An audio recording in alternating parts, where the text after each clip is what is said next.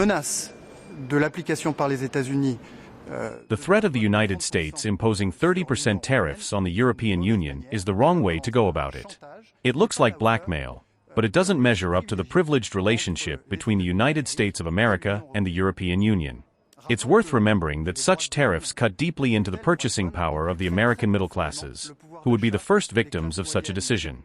Customs duties are a tax on the middle classes. Nous actons ce matin à Bruxelles. This morning in Brussels, we adopted a ban on access to European territory and a freeze on the assets of 6 Russian judges responsible for criminalizing freedom of expression, 16 Russian individuals responsible for destabilization operations and information maneuvers in Europe, 7 Moldavian individuals responsible for destabilization operations on behalf of Russia, 9 Iranian individuals and entities responsible for murder on European soil, and 3 Haitian gang leaders. This is very good, and I hope that today we can go further and adopt the massive sanctions package aimed at Russia to force Vladimir Putin to end his illegal and murderous war of colonial aggression. I would remind you that Vladimir Putin is making virtually no progress on the Ukrainian front. Against this backdrop, the unity and determination of the coalition of the willing that the French President and British Prime Minister brought together last week saw the U.S. President's decisions to give Vladimir Putin a 50-day ultimatum or face devastating tariffs, and to supply Ukraine with air defense systems.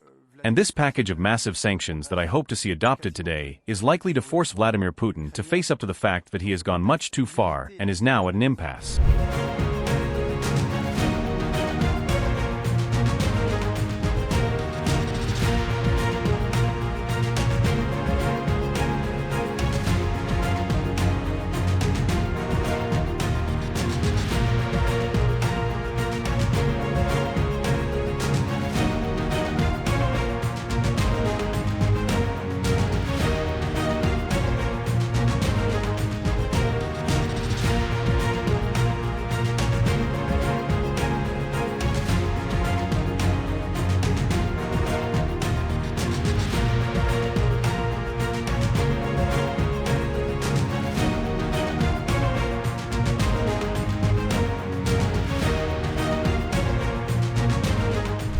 Über das Wochenende mit dafür geworben, dass wir jetzt keine.